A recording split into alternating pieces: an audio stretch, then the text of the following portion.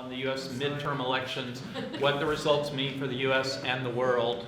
I could give you the short answer, but they're going to give me the longer answer. Instead of protracted introductions, which I thought I might do, it will come up, I think, in the course of of the discussion. A lot of people on the panel are engaged in practice or in scholarship that intersects either directly with political science, in some cases with media, with performance, with issues related to gender, with a range of subjects here. And so I'm going to introduce the panelists, and each one is going to speak for about 8 minutes about what happened in the American elections, because it is not as easy as it might seem to decipher the American electoral landscape, and especially midterm elections, and especially at this very fraught moment. So let me introduce the panelists. Each one will speak for about 8 minutes, a different perspective, and then they'll engage each other, and we'll quickly at that point bring your questions into it. It will be a discussion, and there are multiple perspectives, which is the idea here. A very diverse range of people that we have. Karim Makdisi is an associate professor of international politics. My own experience with Karim, which has been quite wonderful in the 15 years I've been here, is he's really quite wonderful at, among other things, diagnosing the extent to which politics elsewhere affects politics here. So that's one thing I'd hoped he would talk about. Daniel Reich is also an associate professor of, but in this case, comparative politics. He's done extraordinary work on sports and politics, which for those of you who have followed the American political landscape in the last few years know that it intersects with key issues such as race. Donald Trump has really played the race card when it comes to American sports, for example, in a very ugly way, which is not unexpected because he's done it in so many spheres. But also, Daniel knows quite a bit about the mechanism of American politics. For example, the Electoral College and the different electoral districts, the Senate compared to the House, these sorts of things which are very important in trying to interpret what happened. Did the American electorate repudiate Trump? Did they not? Kouros Ismaili, who is my colleague here in the Center for American Studies and Research, is jointly appointed in media studies. He has worked for the last 20 some odd years as a media activist, as a filmmaker. He's made films that have appeared, for example, on the American program Democracy Now!, which some of you may know, which is really one of the most interesting, radical, progressive sort of programs that's out there, sort of analyzing the role of the United States, the U.S. as an empire. He's reported from Baghdad. He's done work in Iran, and most recently in New York, where he finished his PhD in media studies at NYU. So that interesting sort of mix of media activist and media cultural critic or whatever is another window, I think, and a really helpful one. Our next guest is Julie Carson, who's the Jabra Visiting Professor in Art, History, and Curating. She also writes a blog and has written really extensively about American politics since the moment shortly before the 2016 election when she predicted correctly that Donald Trump would be elected President of the United States. She has lived and worked for many years in California, which itself is an extraordinarily particular political landscape. We're seeing an almost complete victory for the Democratic Party in California, which is large enough to be a country certainly unto itself. She'll certainly be able to talk about, among many other things, about gender and politics. As I said, the case of California, the sexual politics in the Trump campaign. And our final guest, who will also be here on Thursday to give a talk called Newest American Stories from the Global City, which I'm going to pass around. And I would really encourage you all to come take a look at the notice, and please give us your email so that we'll make sure to contact you for future events. That event, he will talk about a group, a center that he has created at Rutgers Newark campus, which is about immigration, and it's one of the, if not the most diverse cities in the United States, and he helps the newest Americans, these newest immigrants, create video, to create media, to create mechanisms to tell their own stories. So he'll be talking about that project, but among Tim's other many accomplishments, he comes out of a performance studies background. We originally met when he directed a play that I wrote some 20 years ago at Dartmouth, and he wrote an extraordinary book about this intersection of theatricality and politics about the presidency of Ronald Reagan, and was one of the first people to put together the very interesting fields of political science and performance studies. So I'm sure among other things, he will be talking about the extraordinary theatricality, or acting out, if you'd like to call it that, of the current regime in the U.S. So each of our guests will speak for about 8 minutes, and we'll begin, if we may, with Karim Makdisi, or would you rather start with Tim? Maybe start with the middle. Okay. Shall we start in the middle? Shall we go? Let's start domestic and Okay. Tim, well, Go down the yeah. road. Well, first of all, thank you, Robert, for inviting me here. When Robert initially invited me here, one of the things I was most excited about was that I was going to escape the fallout of the midterm election in the United States. As Robert said, I live in the New York, New Jersey area. It's been a blood sport for many months, and I was really looking forward to being in Beirut and not having to think about it for a while. So, unfortunately, he asked me to be part of this panel. Where to begin? I'm going to talk a little bit, I think, about immigration and how it figures into the election, and specifically the astonishing fact that I live in a country with the first avowedly white nationalist president. It's a shocking fact, but it is a fact. We have a president in the United States who is a white nationalist. That's a kind way to put it. He's a white supremacist. His father was a white supremacist. He was a member of the John Birch Society. He was sued many times by his tenants for the buildings that he ran, for inflicting all sorts of crazy things on his tenants, who were largely people of color. The apple did not fall too far from the tree. Donald Trump has been, again, the shocking thing to me is I've known this man since the mid-1980s. I'm a New Yorker. In the 1980s, Donald Trump was known as the clown prince of American real estate, right? He was a joke. He was a joke to anybody in New York who knew about him, and we all did. He was a lurid self-promoter who managed to go from bankruptcy to bankruptcy, wife to wife, in much the same fashion. He treated his bankruptcies much the way he treated his marriages. And the idea that he would become the president of the United States was an astonishing thing to any of us who knew him back then. One of the reasons that I believe he was successful is he's tapped into a deep vein of American racism, of American white nationalism.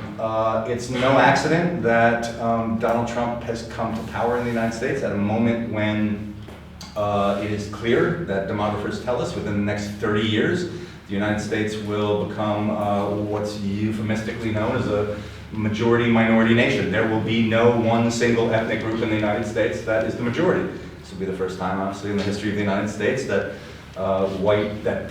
people of white European descent will not be the majority in the United States. And how do I put this? White people are freaking the fuck out. I mean, that's kind of what's happening at the moment. And there is, in all sorts of ways, a reaction to the diminishing of privilege. And we think of privilege in the sense that people who have a lot of power have privilege. In the United States, that's not entirely true. You can be poorer than poor in the United States, but if you have white skin, you have privilege in all sorts of different ways. As we've seen in this election, the amount of voter suppression that occurred throughout the United States, tactically, strategically, was meant to suppress the non-white vote in the United States. In places like Georgia, where we now have a situation where it's abundantly clear that the acting attorney general in the state of Georgia, who was running for governor, was in fact keeping voting machines from the counties in which largely that had majority populations of people of color. They just found 180 unwrapped voting machines, or wrapped machines that were supposed to go to places like Gwinnett County that were kept in storage so that they could make the lines longer, make it harder for people in those counties to vote. This is something that happened in a number of places in the United States. All right. I could go on and on about the negative effects. The positive effects, it seems to me, are this when it comes to immigration. The Latino population in the United States, it appears from the most recent, from the best statistics available at the moment, increased the percentage of voters, not from a very small 7% to a much larger 14% of the eligible voting population for a midterm election. This is different from presidential year when the turnout is much higher, but the last midterm elections, which took place in 2014, only 7% of the Latino population in the United States voted for president. This time around it was 14%. Sadly, in certain places like Florida, that didn't help because there's a very conservative group of Cuban Americans in Florida who came out in large numbers voting for the Republican candidates. Brothers to the rescue. Indeed. But that is long term. This is a tide in which Donald Trump and his minions and the Republican Party in general, since they have become the party of Donald Trump, are fighting a losing battle with history. They're fighting a losing battle with not only the long arc of history, as Martin Luther King said, they're fighting a losing battle with the short tide of history. Within the next 15 years, I could not think of a stupider strategy on the part of the Republican Party than to alienate people of Latin American descent. They are going to be the largest, they are, and they will continue to be the largest growing part of the U.S. population, and it seems a very, very silly game that's being played at the moment. However, a lot of things are happening while white privilege disappears in the United States. The appointment of endless numbers of judges, which is the long-term game that the Republican Party is playing. When you can appoint judges in the United States, you can control what the law says and does. On the positive side, there were a huge number of judges of color who were elected in places where you could actually elect judges in the United States, like Texas. Shockingly, there were, I believe, I actually don't know because I didn't have the most up-to-date statistics when I looked today, but the largest number of African-American women became judges in the state of Texas in the history of the state. It was, as you'll hear, I'm sure, a great election for women in general, but it was a really good election for women of color as well. This is all very encouraging to somebody like me who believes that the only advantage the United States has over any other place on earth is our diversity. It's what has led to the greatest economy in the history of the world after World War II. It's what's led to innovation unparalleled in the world. I believe 65 to 70% of the Nobel Prize winners in the United States are immigrants.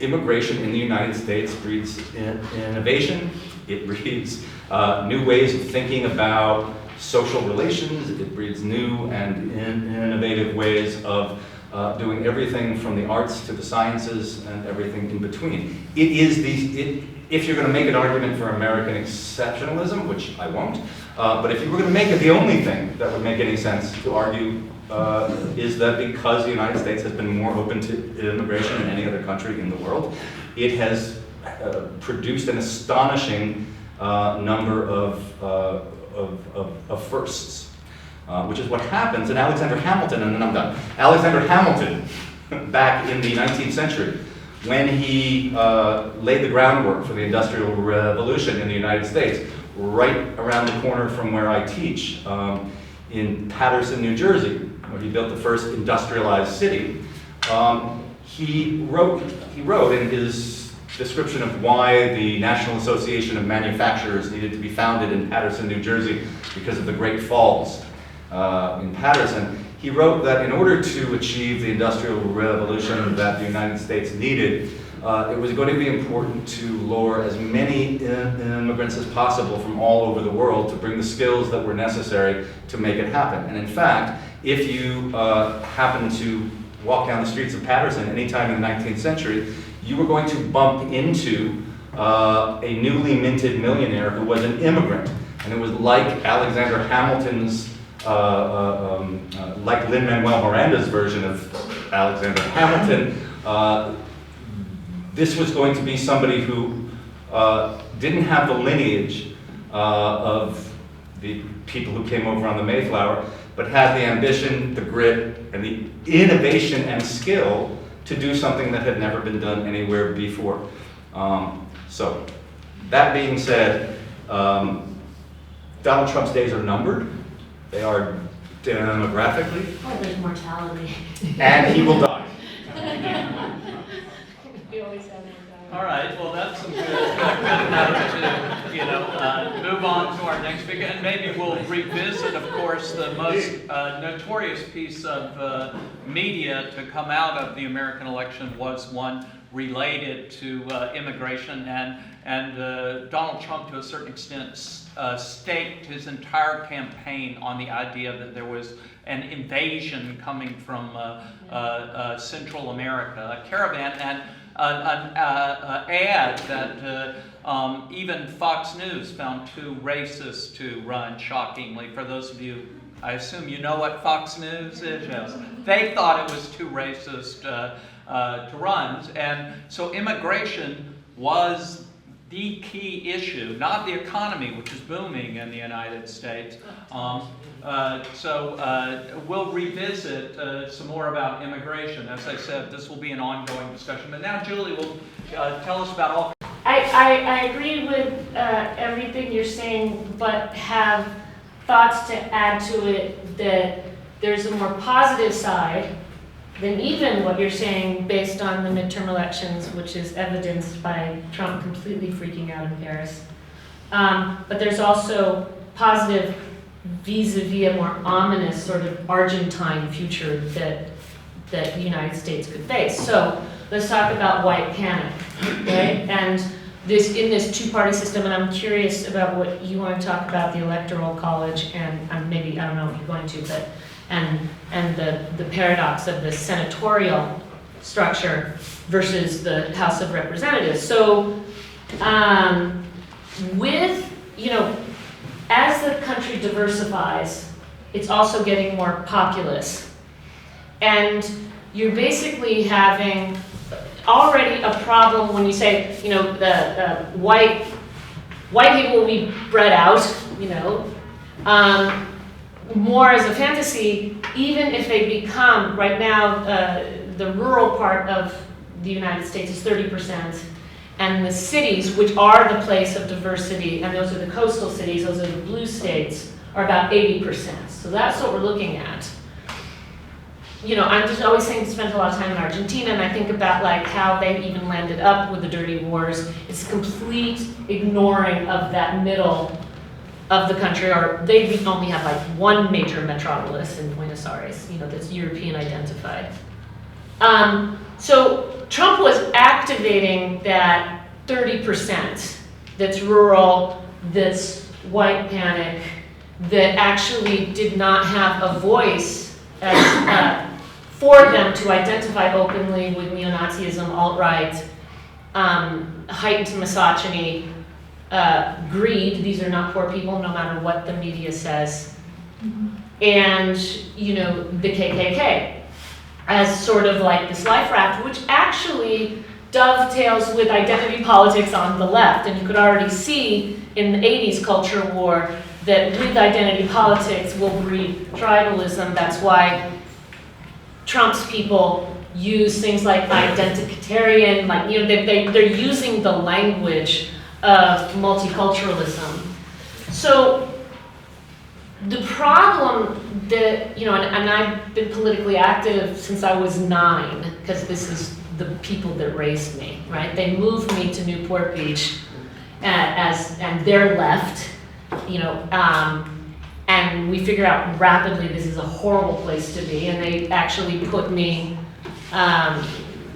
even before that, like they had me licking stamps, you know, when I was 3. Like they're like, a monkey can do this, what can she do, right? So by the time I'm 9, I was walking precincts in Newport Beach for McGovern, you know, and when I, you know, you just go hand these things out, and like, this is the family religion.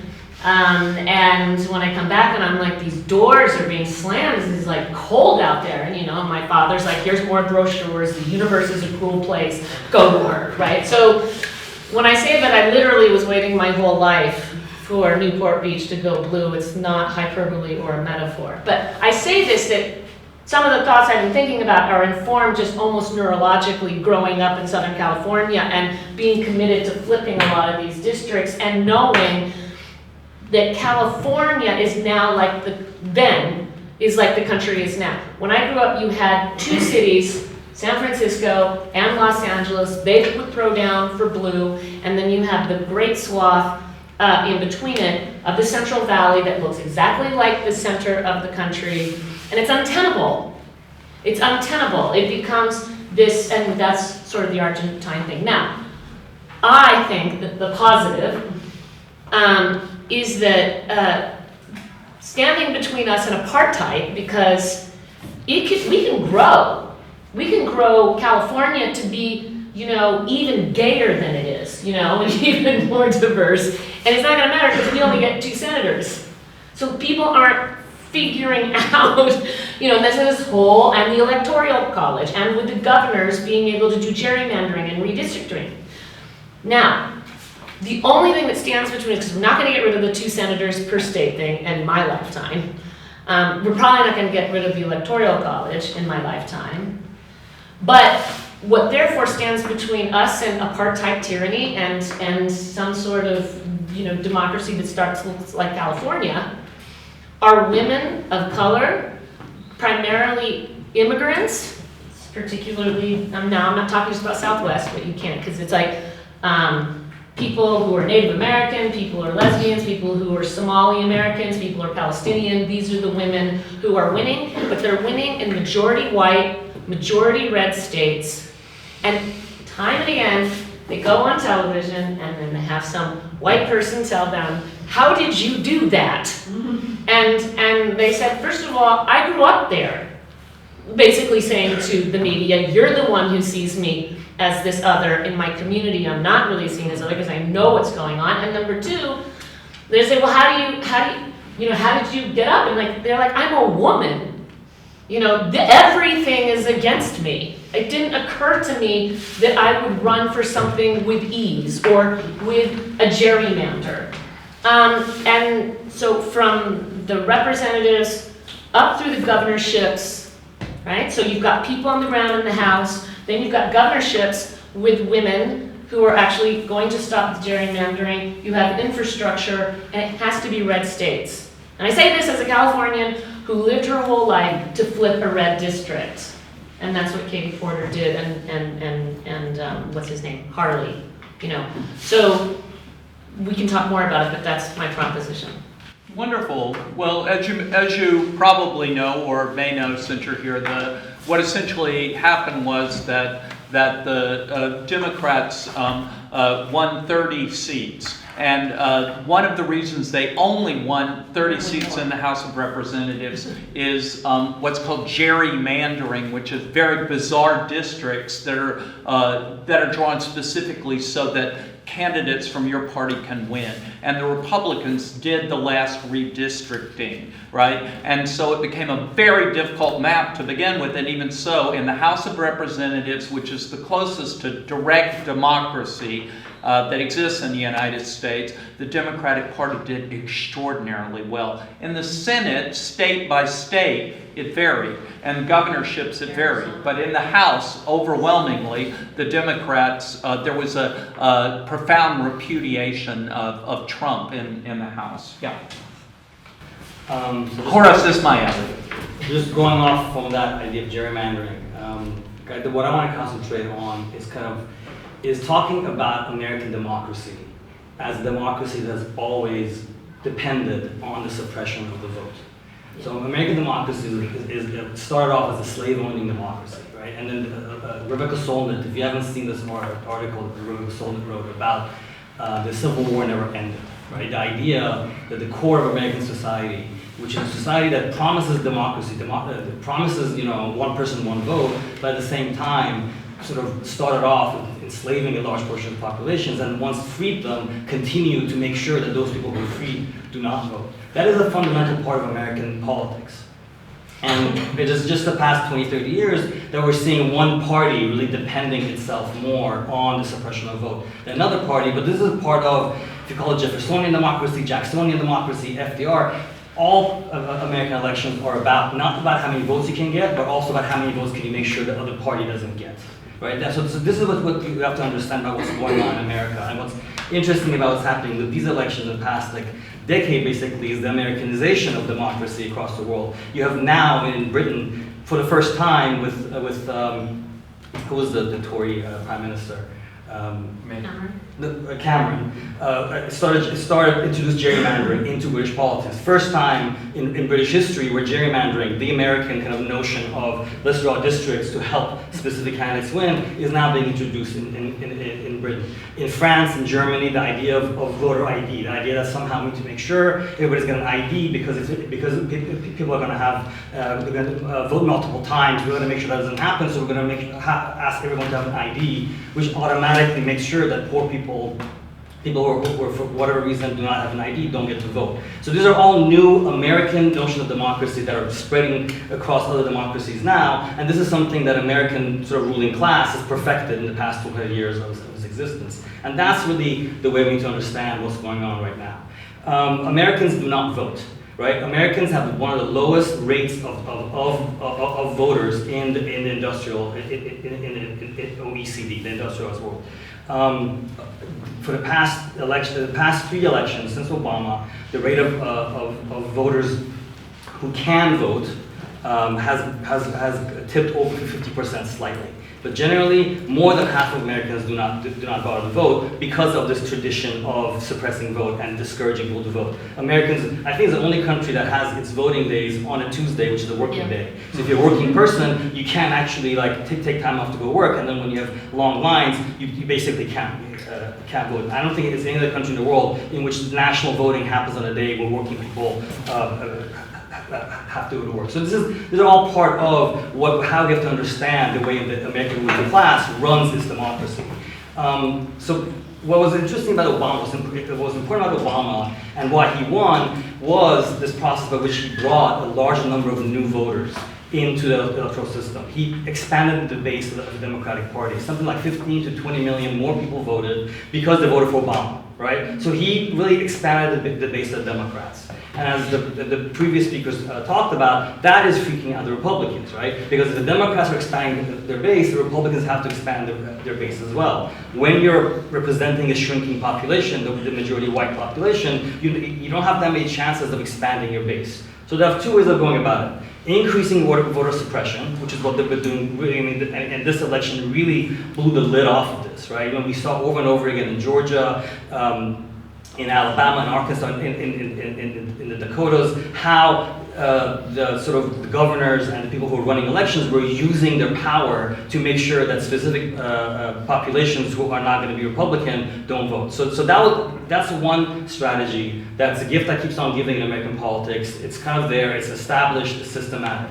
But what the Republicans have also began to do is to really tap into a portion of the population that wasn't voting, that is beginning to vote now. They're expanding their base as well, and that is the evangelical, the white, kind of the angry white voters. Basically, these folks who are now coming out with their Make America Great Again hats, who generally were not they were not a dependable source of votes for the Republican Party until this past election. So the Republican Party is expanding their base, tapping into a particular population that, for all intents and purposes, is a very scary portion of American population, right? So they're unleashing a force that they're not going to be able to control, that they're all they can control, right? It's becoming militarized in the way that the borders are becoming militarized, and you have these civilian paramilitary groups that have been going to the border for about 2 decades now to defend American borders from the invading Latino hordes, and that's becoming now part of standard American politics now. This is a paramilitary, people call it a neo-fascist kind of like formation that's targeting Latino immigrants. But then within cities now, you had in Illinois, in a suburb of Chicago, you had a person who said, "I'm a Nazi," right? Who got what 3,500 votes from a part of suburban Chicago that basically is where the Chicago police live.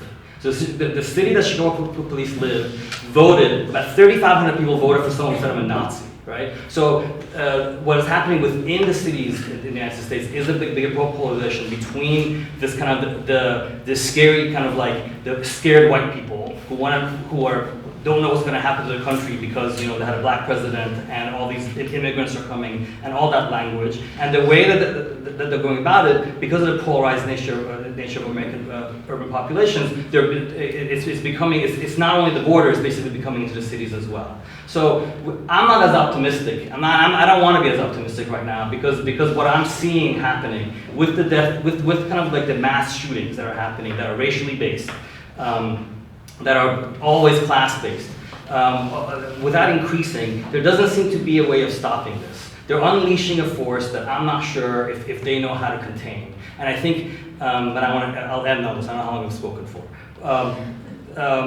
What is sort of, and I want to read, things to read. What is important to understand about Democrats and Republicans right now, the Republicans are using the threat of chaos, right? They're saying that if we don't win, there's going to be chaos. They did this when the Gore v. Bush election. That was a very important election because that was the first election in a while where the Republicans lost the popular vote, but they got to win the presidency anyway. They did that because they were really threatening political chaos if Gore had not conceded. And he conceded basically to keep the political peace. So Republicans have been doing this, and it's getting worse and worse and worse, right? And that's the distinction between the Democrats and Republicans. Republicans want to use chaos, the threat of political chaos, to get what they want, and Democrats continue to give into that, right? There's this thing called the center that the Republicans keep on pushing to the right when it comes to various politics, and Democrats have been following them, saying, okay, fine, we will agree partly on your agenda around immigration. We'll agree partly on your agenda around urban policing. They keep on conceding to the Republican politics, and I think as long as that happens, American politics is going to continue to go in the direction that it is. And I think what I think Americans have to think about is what does it mean to have alternatives, to have an answer to these questions that people are asking that is not necessarily trying to shadow the Republicans or trying to concede or placate the Republicans. And that is kind of what I think American progressives and people who are thinking outside of this trajectory are trying to think about. And I think the grassroots politics, and this is the saving grace of American politics, is the strength of grassroots politics, which is very divided right now, which I don't think is coming together. I think Bernie Sanders really did a really good job of sort of giving some shape to it, but it's still nowhere near where it can be to provide an alternative to what the Republicans are doing, because certainly the Democrats are not going to do it. They haven't been able to do it, and they're not going to do it. And these past elections show that Democrats at best can get the fear vote from voters, but they're not going to be able to offer an alternative to what the Republicans are doing. Thank you. One of the things that you may not be aware of, since you may not have been born, is that this election that Corus is talking about, the American presidential election of 2000, pitted Al Gore against George W. Bush. George W. Bush lost the popular vote, which is what happened to Hillary Clinton. Also in 2016, the key state was the state of Florida. And there was a protracted recount of the votes, and then one of the most egregious Supreme Court decisions in the United States basically handed the election to George W. Bush. Actually, judges that were appointed by his father were among those who did it. What's going on now is... And his brother was the governor. Yes, his brother was the governor of the state of Florida. Thank you. It looks... If you tell the difference between that and Argentina, you win the prize. What you're seeing in Florida now is very close elections for both the governor and senator, and there are statements that are being made coming from the President of the United States and the Republican senatorial candidate, for example, that it's all rigged. This vote counting that's going on, and there are these essentially paramilitary groups going down to protect the vote, right, in Florida. So we are seeing a replay of that episode from 2000 in the current environment. So a little bit of background for those of you who may not have been around in 2000. Daniel Wright, please. Yes, indeed. The United States of America is one of not elected by the majority of its people. So at the 2016 general elections, Hillary Clinton got 3 million more votes than Donald Trump. And the same happened before, as in 2000, what you just mentioned, when Al Gore was thinking he would be the next US president by receiving 500,000 more votes than Bush, and the recount in Florida was stopped, and I will come back to Florida because there was a remarkable development at this election in Florida. So what the 2016 presidential election and the election this time for the House of Representatives and Senate have in common that the Democrats won in all cases the popular vote. For the Senate, the Democratic Party won 12 million more votes, but the Republicans gained seats. And this has, of course, something to do with the electoral system. The House of Representatives is more democratic than the Senate. In the House of Representatives, with its 435 members, states with a larger population have more seats than states with a smaller population. However, in the Senate, every single state has 2 senators. So California, where Julie is coming from, is the most populous state in the US with 40 million people. It has 2 senators. And Wyoming And with we subsidize red states because Yes. they can't pay their taxes. And Wyoming, which has 560,000 people, has also 2 senators. By coincidence, California is usually won by the Democratic Party and Wyoming by the Republican Party. So let's assume the rules will not change. Yeah. As Kuros already said, the voter turnout in the United States is low in comparison with other developed countries. Although it went up by 30% compared with the previous midterm elections, but it's still low if you have in a country of 325 million people, like only 140 million people participating in the elections. Of course, there are a number of structural reasons. One was mentioned, the elections are taking place on a Tuesday. I read many articles that people were waiting 2-3 hours in a line on a working day. Another one is that voting rules became key elements of election strategies. So the New York Times quoted today a Stanford University law professor, Persily, who said, "We've reached a situation in which the fight over the rules and who gets to vote is seen as a legitimate part of electoral competition." So, however, restrictions on voting were mainly imposed by Republicans. The gerrymandering was mentioned. It's named after a governor from Massachusetts in the 19th century, Mr. Gary, who would draw lines in the state in a way that it would be favorable for his party. This is common in the United States, although there are huge differences from state to state. Voter registration in most states, you refer to Germany. I think Germany is very democratic. In Germany, you don't need to register. You just go on voting day or 6 weeks prior to the voting to the local town hall to vote. Yes, you need to present your ID, but in Germany, everybody has an ID. It's not like in the US where some people don't have an ID. So in the US, voter registration is common, and in most states, voters must register well in advance of an election. For example, 30 days in Arizona. If you miss it, you cannot vote anymore. And what is the percentage of voters who vote in German elections, say a German national election? Do you know? Around 80%. 80% And in even Germany. at state elections. And the U.S. is struggling to have 50%. Exactly. So then early voting opportunities were restricted in some states. There were, like on college campuses, students fighting for having the opportunity for early voting, but it was usually like 2 or 3 days on college campuses. Across the country, nearly 1,000 polling places have been closed for this election compared with previous elections. Then, of course, the structural reason is that it's a winner-take-all electoral system. So, since now we're talking about Germany, in Germany, but many other countries, there's proportional representation. So, in Germany, for example, there's a rationale of participating in the election and voting for the post-communist party, or for the Green Party, or for the Liberal Party. In the US, if you have sympathy with the Green Party or the Libertarian Party, why going to the election? You know the vote is like a wasted vote, because anyway it will make one of the 2 big parties will make it.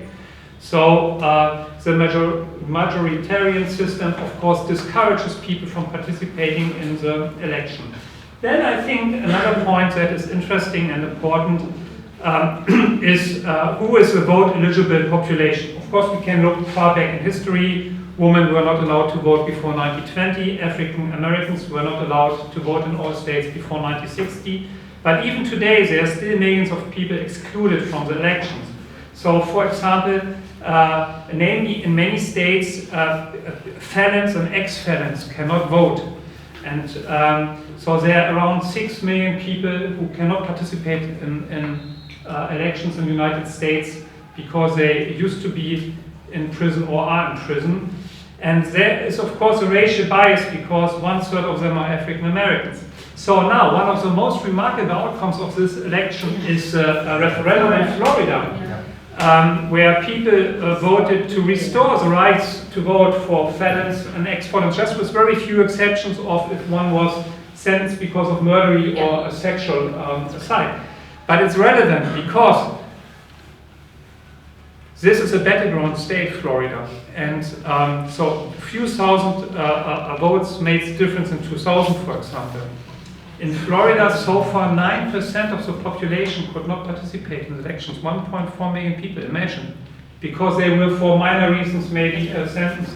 So now, a surprisingly large majority of 65% of the people in Florida voted to restore rights to vote in Florida. So I think this is remarkable, and since US elections are boring because in most states we know what is happening, it's just about the battlegrounds, the swing states, and Florida is one of them. So maybe this will change the dynamics in future elections. I would like to make a final remark. Now the common argument, like all over the press, is that there is a gridlock coming up in US politics, and I would like to argue the opposite. I would say there won't be a gridlock. Yes, there will be on the federal level, but don't forget the US is federalism. So the states have unmatched power, even much more than other federal countries such as Brazil or Germany. So let's have a look at what happened in the states. Let's have a look at the 50 states. There's only one of the 50 states left where the state chamber is divided, which is Minnesota.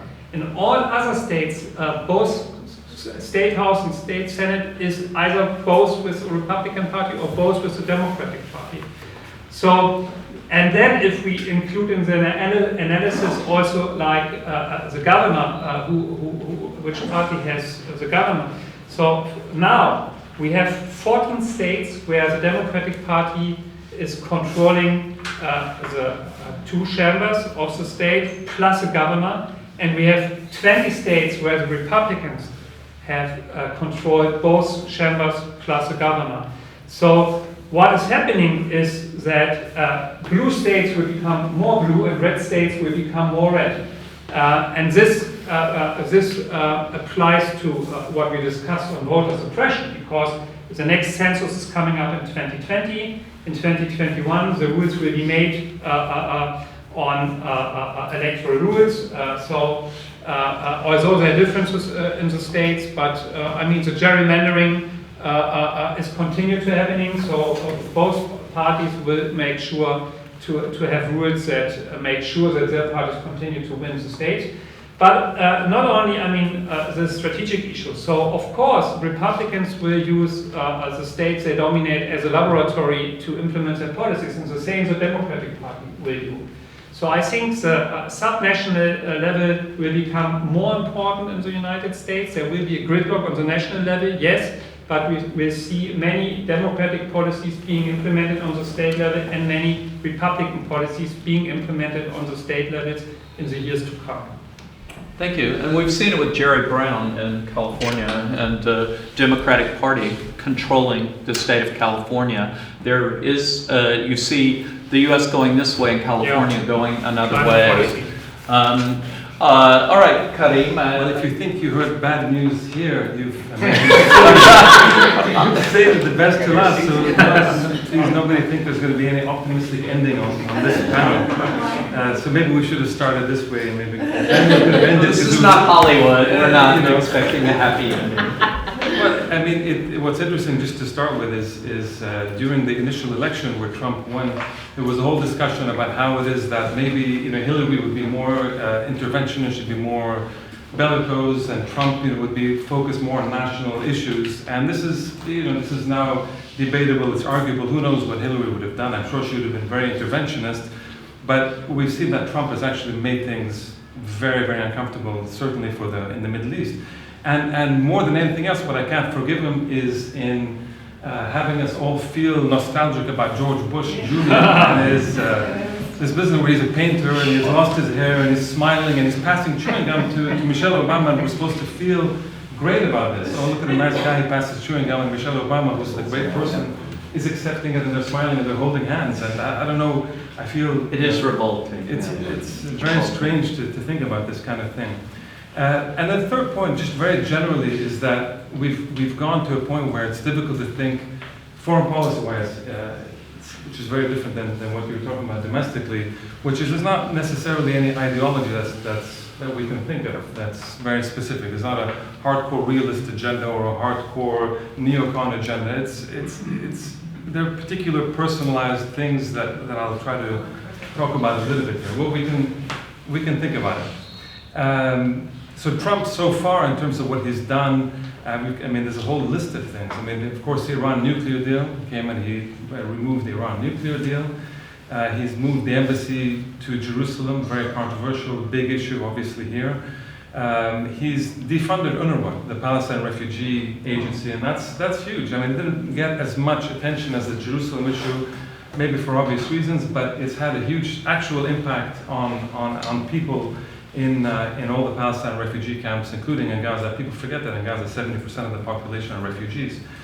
So and it was very punitive, and it was done very last second. It was done. I'm just going to pull out the money now. Not okay. In a couple of years, we're going to start lowering it. Right now, we'll start defunding immediately.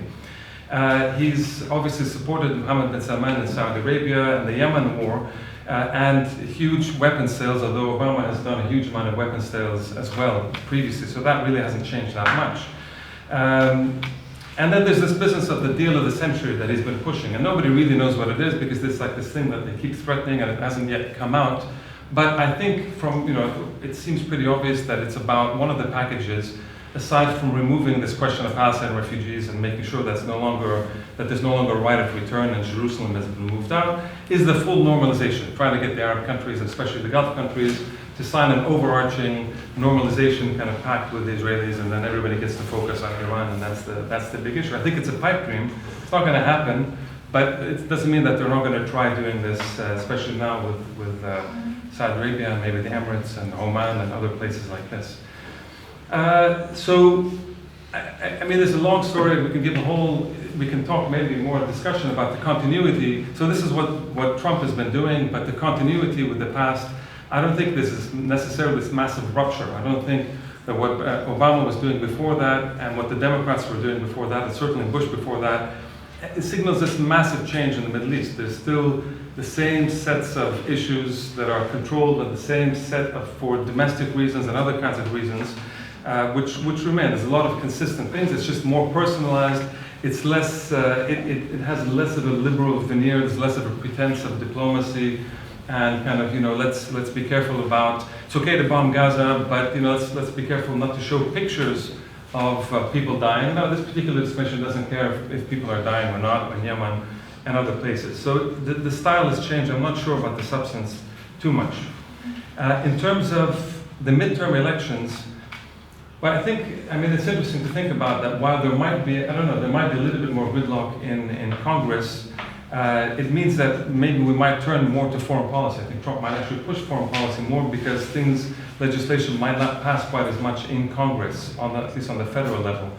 I think this is something to look out for, and especially with all the executive powers that Trump has now, partly thanks to Obama, with all the executive orders where the president can push things on the foreign realm that he can't necessarily do on the domestic side. I think this is something to look at, and might actually increase what he's going to be doing in the Middle East and outside.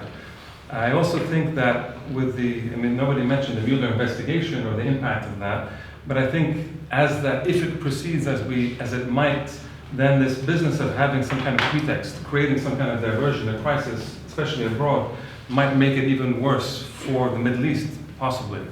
I think this question of creating crisis and diversion as the investigation comes closer and closer is something we also need to be, I think, taking very, very seriously.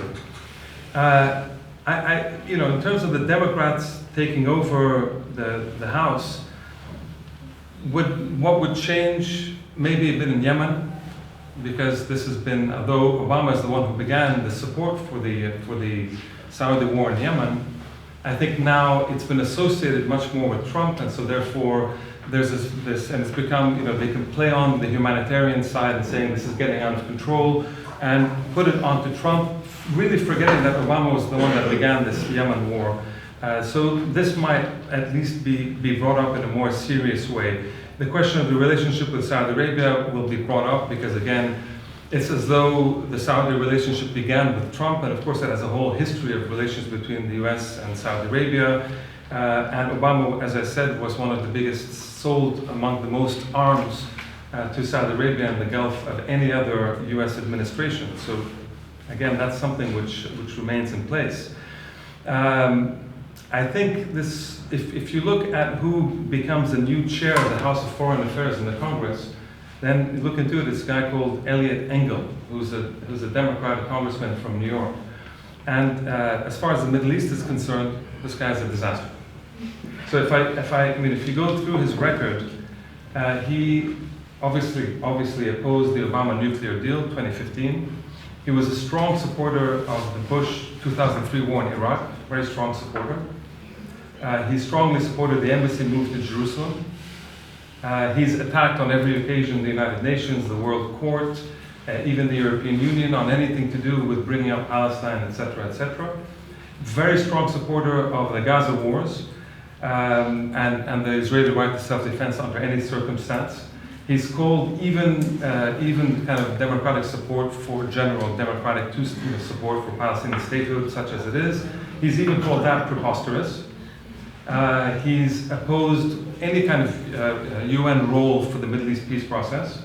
He's obviously extremely anti-Hezbollah, very pro-sanctions, and wants to put more and more pressure on terrorists such as Hezbollah and Hamas as they see terrorists. So I don't see any let up on that. In fact, I see, since he's also from New York, I don't see, domestic pressures and other kinds of pressures. I think this will just remain the same. So a little bit in Yemen might improve, but in terms of the Middle East, it's just, I think, going to go from bad to worse, if anything else. So between trying to create a crisis, between the Democratic Party, between this guy Engel holding on to this chair in this committee, I don't see much change, unfortunately, here. And We on can those have two more- issues, again, on Khashoggi and whether or not the Democrats will Well, this let is- Trump off the hook, and Yeah. on the Iran deal, which seems a very substantive sort of shift. I mean, yes, there's, sort of nauseating continuity in American foreign policy, but the Iran deal Yeah. is a great rupture or whatever, and as to whether will there be any revisiting it by the Democrats, or it's seen as a fait accompli? I do think that if there's one thing that the Obama foreign policy was the question of Iran nuclear deal. I think that was actually, I think it was a pretty incredible deal that was negotiated, and really probably the height of any of the policies that he did. And that's, of course, the first thing that Trump targeted, again, for various domestic reasons, as well as his own need to kind of take out whatever Obama did to remove that. But there's also a lot of domestic pressures that make Iran the first thing with Hezbollah, to make them first in the crosshairs of any kind of foreign policy. I don't see the Democrats trying to change that too much. They might soften the tone a little bit, but I don't think they can get a nuclear deal going right now at this point. Maybe in the next elections if something happens, but I don't think anytime soon. They don't want to be seen as soft on the Iran front. The thing of Khashoggi is very interesting. I think it tells us a lot about what the Democrats are doing, which is that you have this incredible attention on Khashoggi, who was basically who was at that point became a pundit in DC circles, and so one of us in the kind of DC circles. And this incredible reaction to what is an unbelievable and heinous murder. I mean, it's really something else. But this kind of focus on one person's death, as though this was a trigger for Democrats and others to come out and cry wolf on this thing. And on the other side of this is the Yemen war, which the Democrats were supporting. There's the question of Gaza wars, which the Democrats supported. All of this was okay, but you can't kill one of ours. So, I mean, it's this liberal veneer that comes, this kind of slightly humanitarian, slightly liberal veneer, but it hides very similar kinds of substantive policies that both the Democrats and Republicans seem to have, at least when it comes to the Middle East. I want to push one thing that you began with, which is the relative lack of coherence in Trump's foreign policy. I mean, first of all, I don't believe Trump understands the rest of the world well enough to have a coherent foreign policy. But I think it's the same as with his domestic policy, which seems to me relatively incoherent, except for this kind of constant drumbeat of white nationalism. I think his foreign policy is incoherent, except for this constant drumbeat of Zionism. And I think that comes from a very particular reason. It's not his love of the Jews. Let's be very clear. It's not his love of his son-in-law. He's lost the funding base, the Republican funding base that has been in place really since the Reagan years, which is the Koch brothers and a certain set of very well-endowed, let me pull that back, a set of very wealthy billionaire Republican money bundlers who have brought together lots and lots of money to support conservative candidates in the U.S. Trump has lost the Koch brothers, which are kind of the best known of these groups, who shockingly are now putting a bunch of money into supporting candidates who support DACA and who support immigration reform, which are obviously very much in contradistinction to Trump's approach.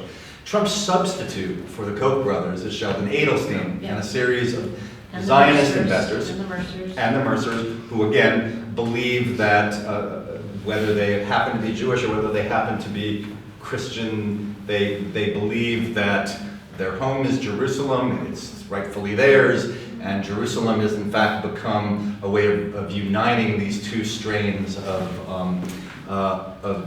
dark money religious support. And so I think, again, the seeming incoherence, and it's always been true with Trump, the only things that have ever sort of, in Trump's entire career in real estate, the only things he's ever cared about are where does the money come from, and how do I keep my privilege, which is connected to his skin color and his race. And that's been true for Trump from day one. I don't think it's changed since he's become president.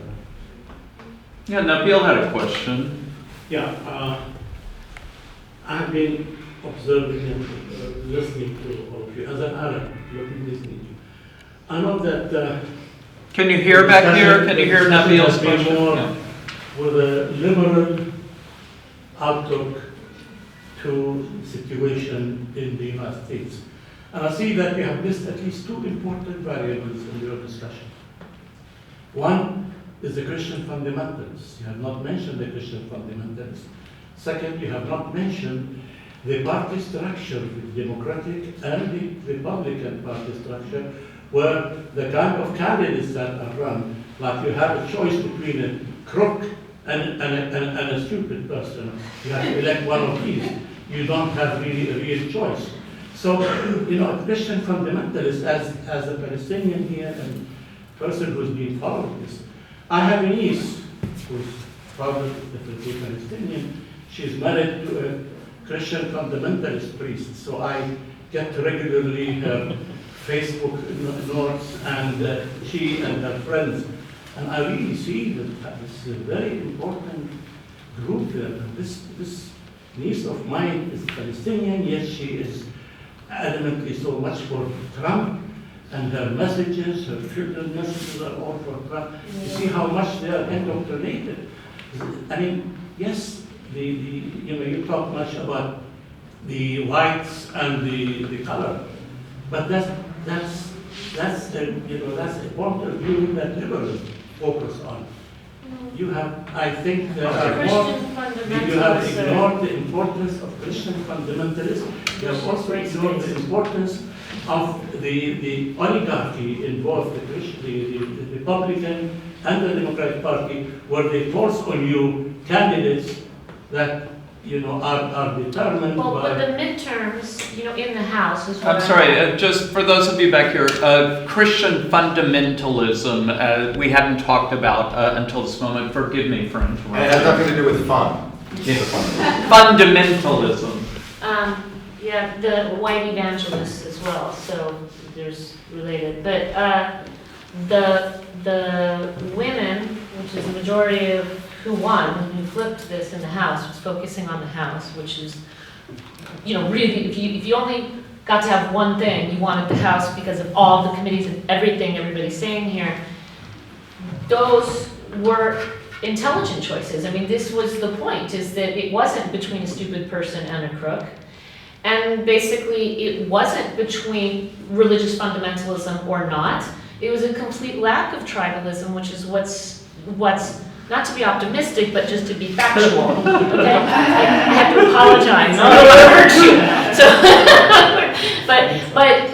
in other words, the identification that is breeding, and the categorization from which tribalism was being bred before Trump, who's a symptom of this and rides it because he's just a brander.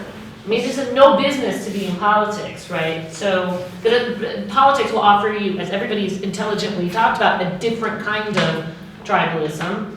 So what interested me about the women was not that they were per se women, but the tenacity that women had to not be interested in, to not be dissuaded by the impossibility of their entering into these red state elections, defying the tribal law of the land that you're talking about. And then the second thing I would say is that I would say that issues of race is completely bound up with the Christian fundamentalists. I think that it's triangular with it. Yeah. And yeah, so why don't you say something about that?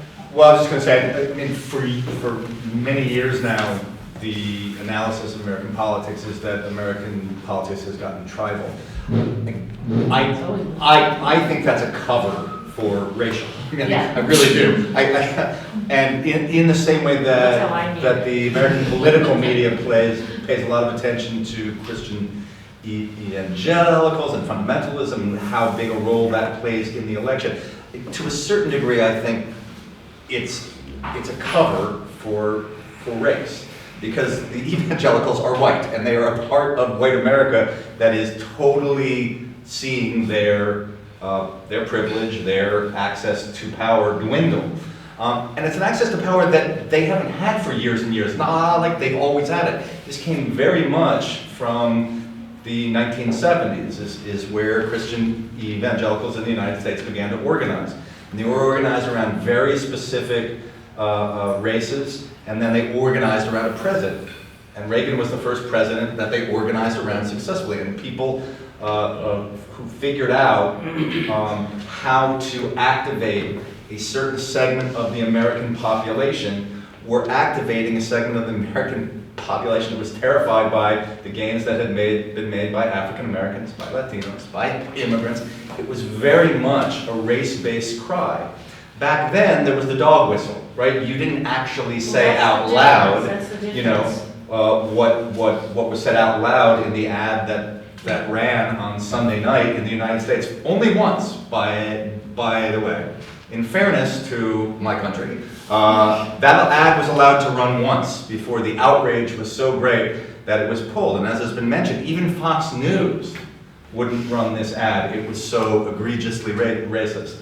And I actually believe the power of the Christian evangelicals in the United States is dwindling. I don't think it's on the rise or is experiencing any. It's at least not enough. Chorus had a comment, and then, I'm sorry, I interrupted you again. No. Please. Should I In talk the to door. Dark, or Yep. will we wait with the... No, No, don't.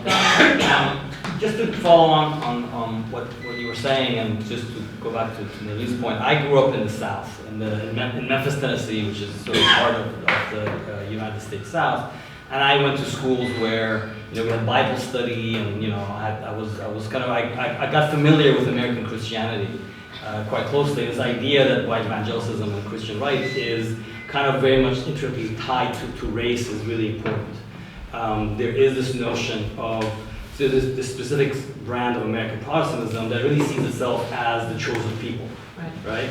And the idea that somehow this philanderer, you know, becoming the president is fully within this idea that, you know, a sinner can carry out the work of God just as much as a religious person can, and usually it's actually the sinner, God working in mysterious ways, works through the sinner, and that's who Trump is. I mean, I kind of know people who have no problem with this man's ethics because he's playing a high role. And what is God? God is what's good for white people.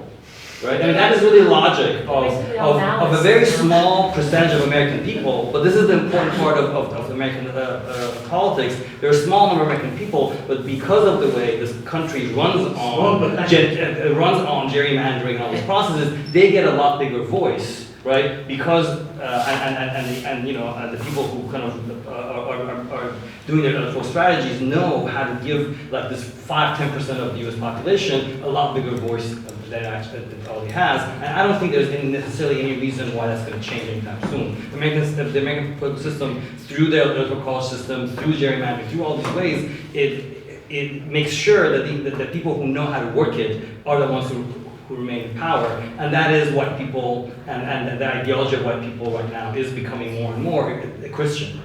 Right, and I think giving that up is going to be very hard for them to do. But I want to just make one caveat to my comments. And again, women are central here, not just for the Democrats. And that's why I said Democratic women of color, because the Southern strategy is something that is white and female and religious, the evangelicals. You know, it's after Reconstruction, right? After the American Civil War, and that's where all the stuff about Charlottesville started, because they wanted to have the Confederacy statues removed, and they were erected in the early 20th century where white evangelical Christians in the South were putting up those statues in alliance with the KKK, and the KKK at that time had like, you know, it was like a garden variety kind of thing. Later, all of that goes underground, KKK bad, right, as the Civil Rights Act, but the connection was always there. What Trump did was he made it okay to say that, and actually became kind of like a daughter of the Confederacy. And when they talk about 53% of white women voting for Trump now in this election, they didn't as much. So we peeled some of them off, but to not essentialize. I don't want to essentialize that women in America are the future, but women in America is somebody's future. Do you have to get And you cannot, no one can win without closing the gender gap. I agree about Yeah. this woman, but do you have figures about the composition of active women in America? Yes. My guess is that they are young, white, and immigrants. I have figures. I'm if you want confused. them. By active women? Yes, I've seen, for instance, the list of those who got, the woman who got elected. I see a Somalian, I see a Palestinian, I see number of immigrants. Education And is blacks. key. Education is key. If you are a woman of color, and this is Nate Silver, 538 has the statistics. If you are, so when they say that there was this gender gap between the Republicans and the Democrats and those who won, it's not just women of color, it's educated women. And so race and class, again, you can't take it out of it. In the same way with religion, that's all I'm saying. And that, again, I just want to underscore, there are more women in America than men. And so no one can win. This is the card that is being played. And you saw Trump have more women last time. And what's interesting is to see that it's educated, immigrant, refugees sometimes, non-Christian, right?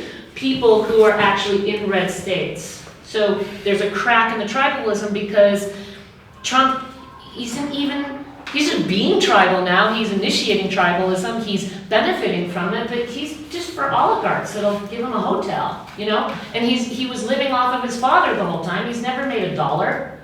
So there's just this very productive noise that happened, that was going on. Indivisible was key, you know, this group that was going into these. This was just people diligently going into communities running where they had no business on the larger scenario. Okay, something happened. Cannot ignore. We don't know what's going to happen next. Cannot ignore the WASP woman. You can never ignore the You've WASP seen woman. Trump talking with so many women around him. Can we Well, open it up one to thing is- students? Can we yeah, open up to yeah. students? I'd like to. Yeah, yeah. Okay, I mean, do you mind going? Just, seriously, I think it's important for us to be in dialogue with most of you guys. So Yeah, Greg has a question, Ryan had a question, and you had a question? Yeah, please, and then Greg. Yeah, I mean. And as speak a- loudly so the people in the back can hear. So that we don't leave, today's talk without talking a little bit about if this was an indicator, this midterm election was an indicator of what's gonna happen in the future. And there was kind of contradictory messages, whether on the local politics or internationally. And I heard this Linda Sarsour, who is a political activist, was on Democracy Now! Talking about the fact that most people that voted for Democrats do it as a result of harm reduction, as opposed to, really going out there and voting for Democrats around the local issues. And I think that's what happened this time, despite what Robert had mentioned was this overwhelming, not overwhelming, but the switch of Congress by about 30 seats or whatever, and that the Democrats are now in charge of the House of Representatives.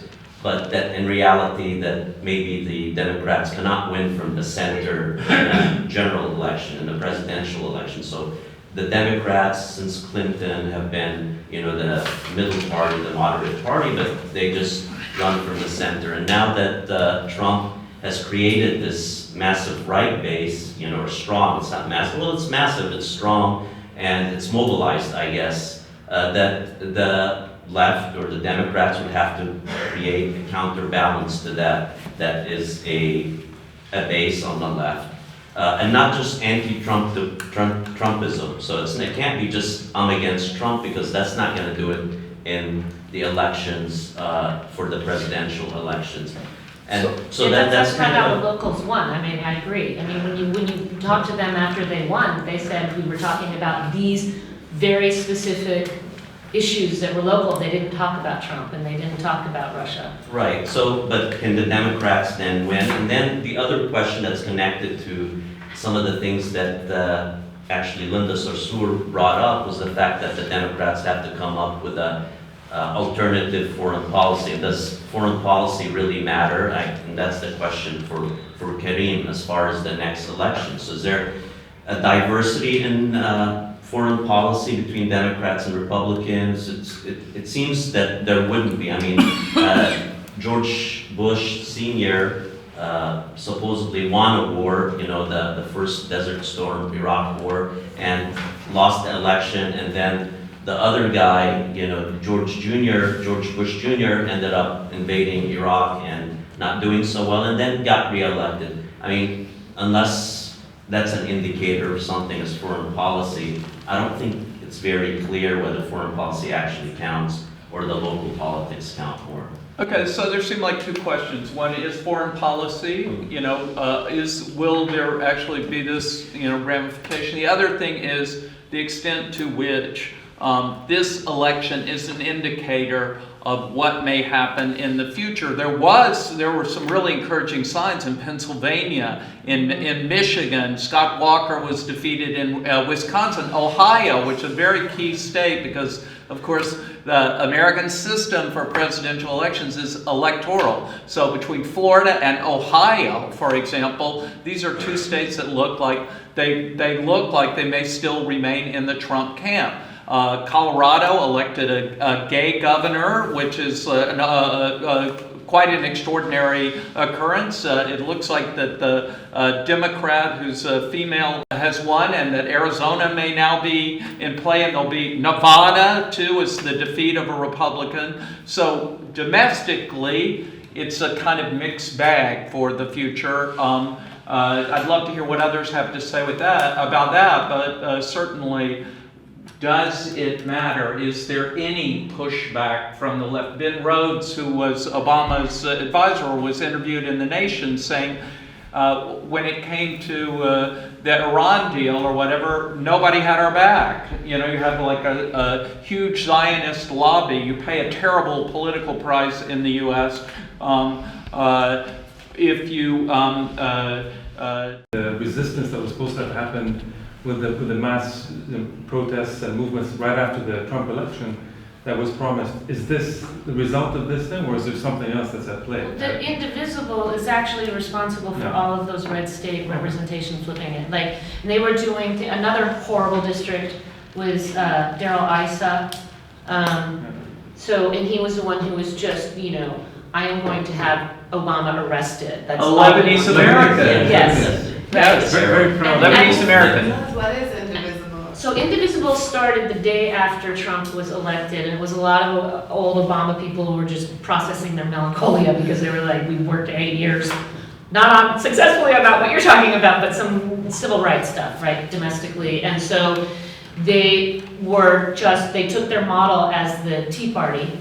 So it was the left, center to left's version of it. And they were just systematically going to various districts and building infrastructure because the move to the center politics that we're talking about, that the Clintons always did, you just write off large swaths of the country. You don't run a 50-state campaign. So one of the interesting things they would do is they would throw retirement parties.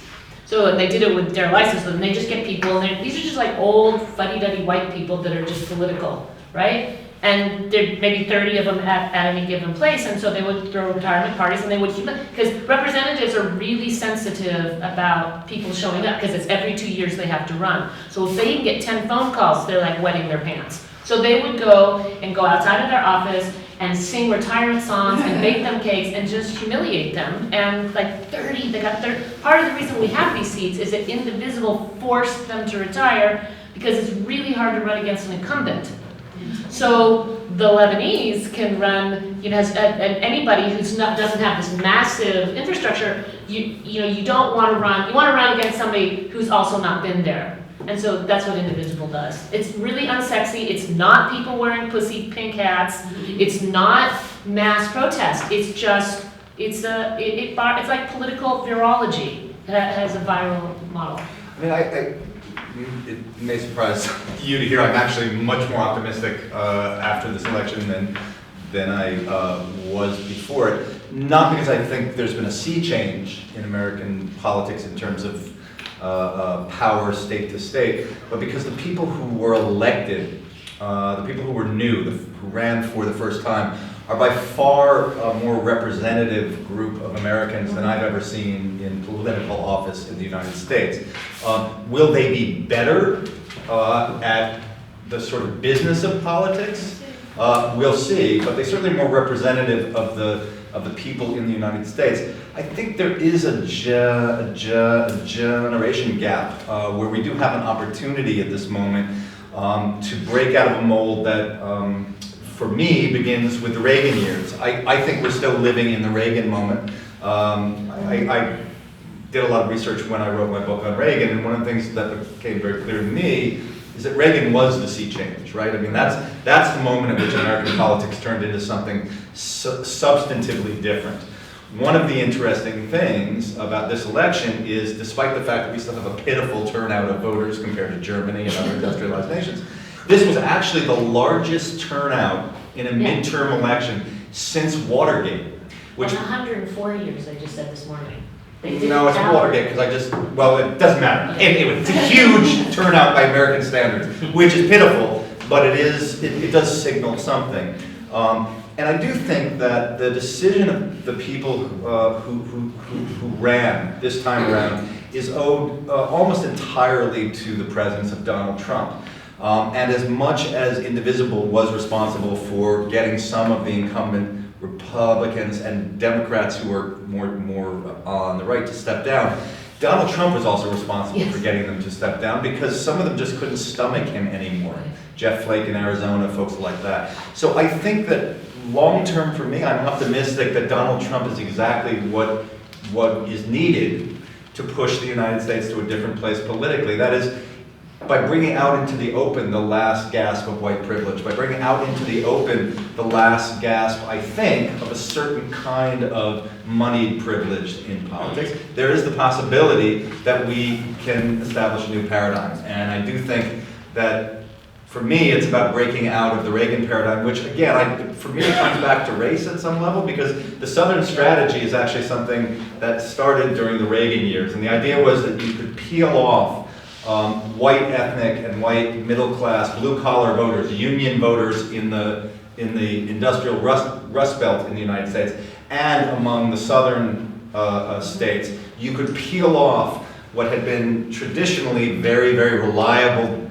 Democratic voters by basically saying, we are the party who is going to keep the darker hordes from overtaking the country. And it worked very well. And the commercial that Robert mentioned that aired on Sunday night reminded both of us, actually, of a commercial that ran during the Bush years, which directly came out of the Southern Strategy game plan, which was the Willie Horton commercial, which was basically saying, if you vote for Michael Dukakis for president of the United States, you better hide your white women, because these black felons are going to come and rape them. And this was basically and again, it goes back to the idea, it's an evangelical idea, it goes back even before then to the idea that it's white men must protect white women from the savage redskins initially, and then from slaves and others, and then it goes on, and it's an incredibly potent fantasy for pulling out white voters to vote in a particular fashion. Trump was campaigning that way. He, about all the black candidates saying, white women, they don't like this, and neither do white men, and any of the... I mean, one of the big issues was this thousands of people from Central America which marched towards the United States, and I mean, Trump is very good in putting fear to people's mind and giving the impression that this would be a relevant issue, which it is not. There are other much more relevant issues, and I like your reference to Ronald Reagan, because Trump has done something very similar with the tax reform, which was implemented in December 2017. Usually cutting taxes is something one is doing in times of economic crisis. There is no economic crisis. There's a low unemployment rate, there's high economic growth. So this tax cuts make 0 sense. They are just benefiting big corporations and wealthy people. These tax cuts will produce an increasing debt, and this is one of the major issues. Nobody discusses the debt of the United States. That's one of the major issues. And increasing inequality, of course.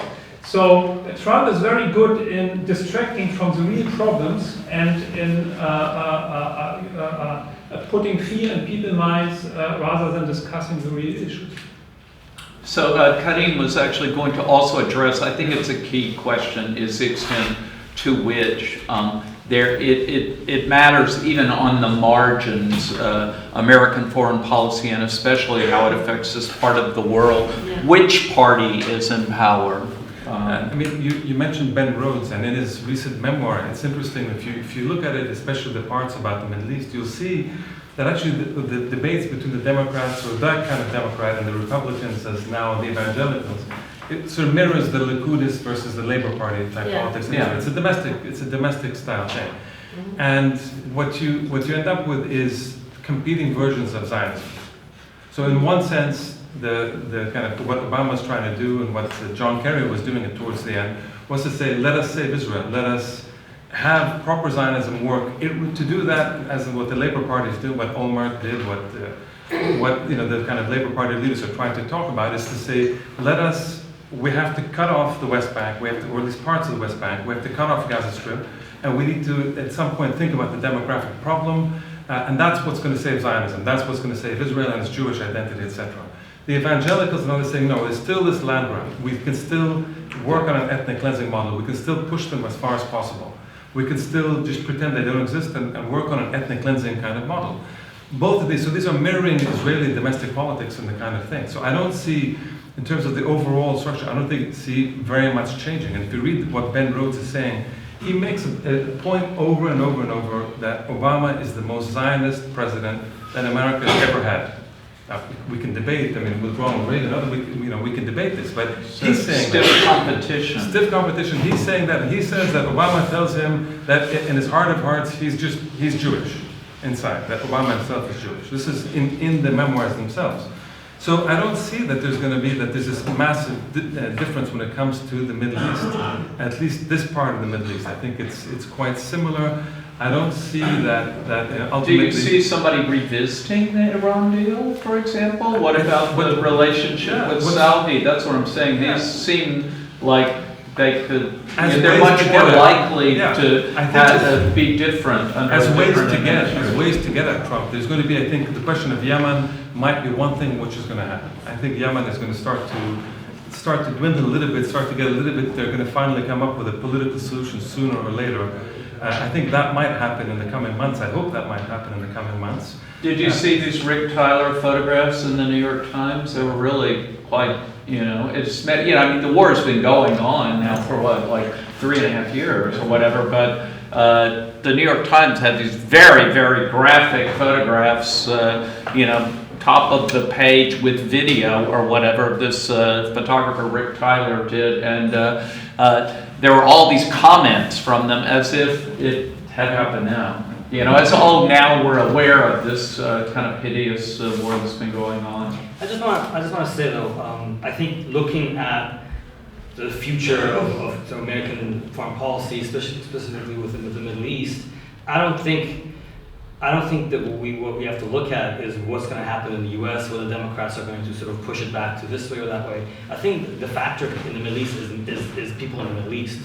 I think the Israeli kind of foreign legion was all in Oman in the past couple of weeks. Did you all see that? Right? I think the reaction of the Omanis and Arabs to this normalization is much more important in how that they go forward, in whether or not the pushback in the Arab world towards normalization. That's what's going to decide whether or not there's going to be some Democrat or whoever who says, you know what, we need to sort of back down again, and this is going to become serious. That's really what the factor that we have to look at. I don't think the Democrats, Republicans, or both. I think that the Iran deal was an aberration, and it was it was an amazing one, but it was an aberration to the point like it happened, but it didn't have enough support within American society, American political culture for it to sustain itself, right? And I think what's going to happen now is really they're gonna see war with Iran. Is it possible or not? What are they Is going it to an become? issue in like American politics? What's that? Is foreign policy an issue? Will it make a difference where the Democrats stand or the Republicans stand? That's my question. What I'm saying And is what's going to that's- happen internationally, the reaction to normalization of Israel, the reaction to the possibility of war with Iran, in the Arab world, that's what's going to decide it. I don't think it's going to be decided internally. But I think it might be bipartisan. I think it's bipartisan. There are certain parts that you raised a very important point that I was going to get to, which is, moving outside the Republican versus Democrat, there is the issue of a context of the past at least 10, 15, if not more years, where America is slipping out of this region, where there's a lot of pushback, resistances, whether it's ISIS kind of resistance or, resistance in Palestine and in Lebanon and all these kinds of countries. There's definitely an interaction there. But within this question of whether things will change in America in terms of the way they look about it, I think in the Middle East there's more or less bipartisan support for similar kinds of issues. Yes, but- except in places like Yemen, where I think they can play on that. But Karim, of course, the world is larger than the United States of America. And we see now in the case of Iran that the Europeans start to develop different approaches. And when, in case the Democrats take over the government one day, then they can choose whether they can choose between past dependency of the Trump administration or following a more differentiated approach that was developed by the Europeans. Right, it was a multilateral deal. People tend to forget that. This was one reason it was such an extraordinary deal. And the same with, Paris Climate Accord. I mean, we did, climate change, we're seeing in California the ramifications of it. And in this part of the world, climate change certainly. People forget that Obama was the one who killed the deal that was happening in the climate change. He came in, and even in Copenhagen, and they started to overturn this question of having UN and international law that was regulating and turning it into voluntary. So Obama was one of the guys that actually helped to kill a certain level of international environmental policy making when it comes to climate change. Well, So- it is a problem that the U.S. what the U.S. domestically will Yeah. keep you in office to have power determines these things internationally. Exactly. You're But- correct. And in terms of the Europeans, I agree. I think, in fact, Iran is the final kind of standing ground. Will the Europeans have any ability to have a policy, at least in the Middle East, within this wider region, that's independent of the U.S.? In general, when I go anywhere, the idea of sort of European policy here, people start to snicker. They start to, when it comes to Palestine, when it comes to Syria, when it comes to all these places, they're simply appendages to American foreign policy.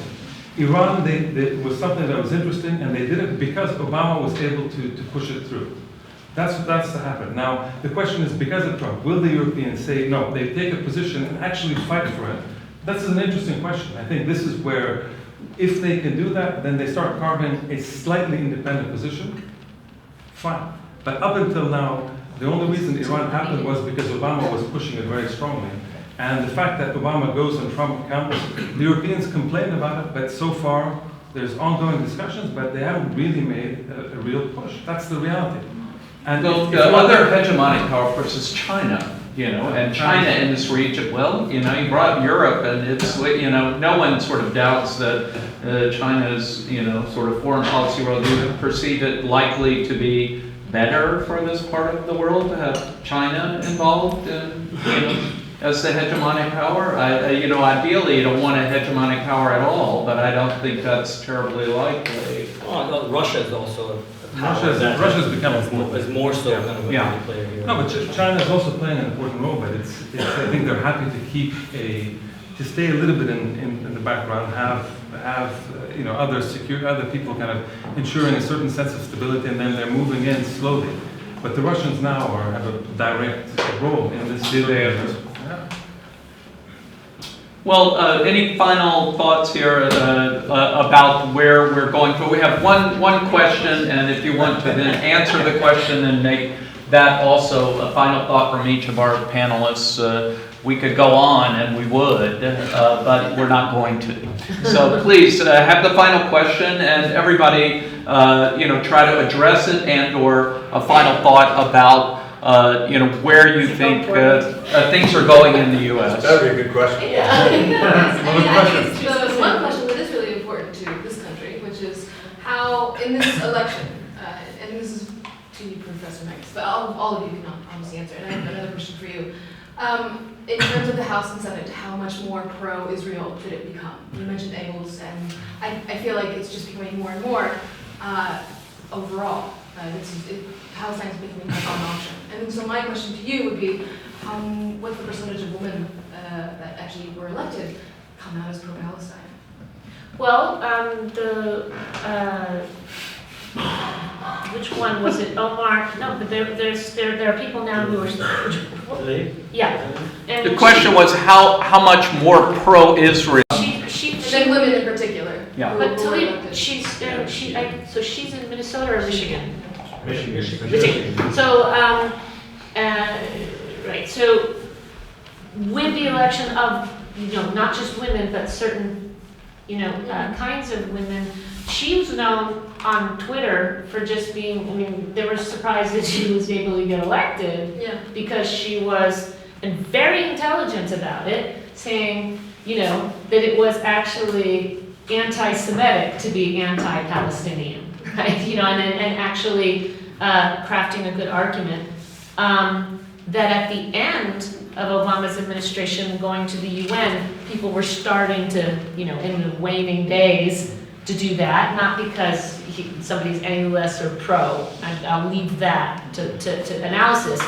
But that's what's interesting about the age group. So that's the other thing we haven't talked about, is that the age group that was averaged something like 60-some, now has just gone down to 49, right? And with younger groups coming in, all of this ideology that I grew up disagreeing with about the region, as it were, along these questions, it's a reboot in a lot of ways. It's not controversial.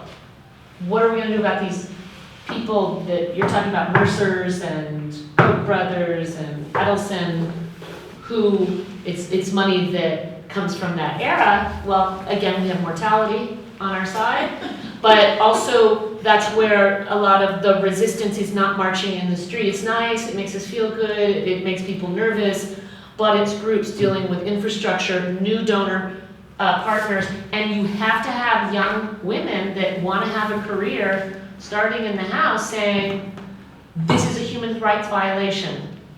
This is not pro or against Israel, Palestine, this is a human rights violation, punct, right? And so, very successful. That's one. Okay, we got one. It's a seed. Very optimistic because of all the deaths that are intended. Exactly. Please, if everyone That's my would, address the question and whatever final thoughts about what the ostensible subject of the panel. What does it mean for the world? What does it mean? We talk a lot about the U.S. What does it mean for this part of the world? What does it mean for the world? Any final thoughts on either of those questions? I mean, it remains to be seen, obviously, but I do think the fact that much more of the world is represented in the U.S. election, in the U.S. House in particular, after this election. There were immigrant women, especially, elected from a variety of different parts of the country. My experience teaching at the most diverse university in the United States is that the kind of verities that we sort of accept in American politics are not accepted by the students that I teach, that things are up for debate in ways that they aren't at other universities I've taught at. I'm not tremendously optimistic about the United States changing its position on Palestine until there are donors for whom Palestine is an issue that can step up with the kind of money that are stepping up with Like the Saudis. Exactly, David society. It always comes back to It's I'm pessimistic because I don't see it as being a place where I can't look at anybody in the U.S. Congress right now for whom that's going to be the rock upon which they build their political church. I just don't see it. I mean, I think to answer the question, I think, so on the one hand, and I want to try to be a little bit positive, but on the one hand, because there is something, I think there is something that's important. So in terms of the political system, it's bipartisan, and as I was saying, It's different forms of Zionism. One is this kind of labor Zionism, one is Zionist Zionism. Both have exactly the same goal. And neither will allow for Palestinian statehood or meaningful self-determination. That's been clear. That's been, from the Oslo process on, very clear that there was never going to be a Palestinian state. There was never going to be a proper self-determination or a just solution in any of this. All that stuff was pipe dreams, and we know this now. I mean, that's pretty clear, either way. In terms of if I want to be a little bit positive, it's that there is a growing gap between what's going on, this kind of incredible Senate, Congress support for Israel, and what even among younger Jewish activists and community people, the polls show that there's a big difference now.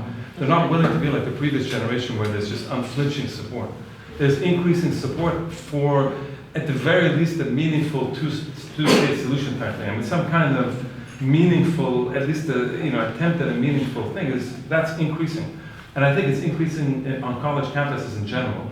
But it also means that there's a lot more dangerous fights that are going on. So whether it's academics being tossed out for saying something, or students now, there are these groups, I can't remember what they're called now, but there's a lot of these groups that are... Watchdog things. Yeah, Campus Watch, but there's now the new ones, I can't remember what this... David Project, Which one? Canary. Canary, right? There's this Canary thing, which is now the new thing, is that they're no longer going after only faculty members and things like this. They're not going after students and student activists. They're naming them and shaming them and making life very, very difficult. So it's very dangerous, but it's an indication of what they're worried about. The second thing that they're worried about when you see Netanyahu and these people coming to America and giving their speeches is they're devoting 3/4 of the time to BDS, to the boycott, divestment, sanctions movement, which is growing. And this is an issue where on college campuses, where in certain circles, this is a question that's growing, and so therefore the response is much greater and it's much more violent. But it means that there's something going on, and that's a positive thing. So the discrepancy between the formal American Senate, Congress decision-making apparatus, and on the other hand, kind of what's going on the ground, potential change. I think that's where you find it, and that should ride the kind of progressive. If there is a progressive change, they should be going hand in hand. Yeah. So Julie, Daniel, Koros, any final thoughts, comments? What I would want to say is the way I want to frame Trump. I'm saying this because I'm going to teach a class on Trump, and Trump is the next semester, I want you all to pick. The way I think we have to go forward understanding it is, okay, so this happened, and this person who is really, really an aberration in so many ways in American politics, although we can also see how it happened, but it's disrupting some major sort of processes that were continuing in the world, right? And I want to say something about this question about foreign policy is totally random. There is an anti-globalization right now that's becoming dominant in the world that really Trumpism and Trump is really pushing forward. There was the way that globalization was happening, that certain sections of people who run America, the capitalist class in America didn't like. Certain sections, not all of them, there's a split within the ruling class in America. You got the Koch brother types, and you have the Microsoft, the Bill Gates types. And those are not necessarily have the same interest when it comes to opening up new markets and sort of the process of globalization. And I think part of what Trump showed is a battle in that realm, right? And what that means is that we don't know what's going to happen, but the old kind of like NATO and NAFTA and all these different ways that sort of borders were kind of lifting for capital to flow, but then they were closing for migrants to flow, that's being disrupted, and we don't really know what's going to happen. And there are other disruptions as well within American domestic politics that I think, I don't want to say it's a silver lining, I don't want to say anything good is going to come out of it, but I think there's a certain amount of space that's opening up for activists and for people who want to have a different way of imagining the world, for them to think. And I think Trump is as much a product of that, but also the way he's kind of pushing that forward is kind of bringing us to ask questions that I don't think we would have been asking if Hillary Clinton had won, if sort of politics as usual had continued. And I think this is the kind of conversation that we need to have as activists, as Arabs, as people who care about very specific things in the world. What does it mean for the U.S. to really become more and more marginalized when it comes to the Middle East, as it might happen if the Iran deal gets they pull out of it, but it continues with European support, with Chinese support, with maybe using something other than the dollar, the petrodollar. You know what I mean? This could really create a sort of a new formation in the world. and we don't really know. But I think those are the questions that we need to be asking, and hopefully that'll help us make sense of what's going on. And Daniel and Julie, a final thought, and then we'll be pushing on. Well, I guess it's always good to end with Thanks for something coming, positive. This time, out of 35 senators that were up for re-election, 26 out of the 35 were already with the Democratic Party, so it was a difficult map. Next time, out of the 33 senators that are up for re-election, 22 are with the Republican Party. So the next time, the political map is more favorable for the Democratic Party. Yeah, but no, I would like just to say something positive I mean, looking at all the voter suppression, etc., this makes quite depressive. But of course, there are also like other developments going on. There are many states in the U.S. That allow referendums, and some of the referendum results were quite promising. I already referred to what was decided in Florida on allowing fairness and former fairness to vote. But I think there are now 33 states that have legalized marijuana. There were also a number of states that restricted voter suppression in the future. So I think some of the ballot initiatives had quite promising results. And I'm not only referring to the fact that David Beckham is now allowed to build a soccer stadium in Miami, because that was also a ballot initiative. And in fact, the value politically of the marijuana laws is that when the elections go badly next time, we have a way to Deal better, yeah. But I think,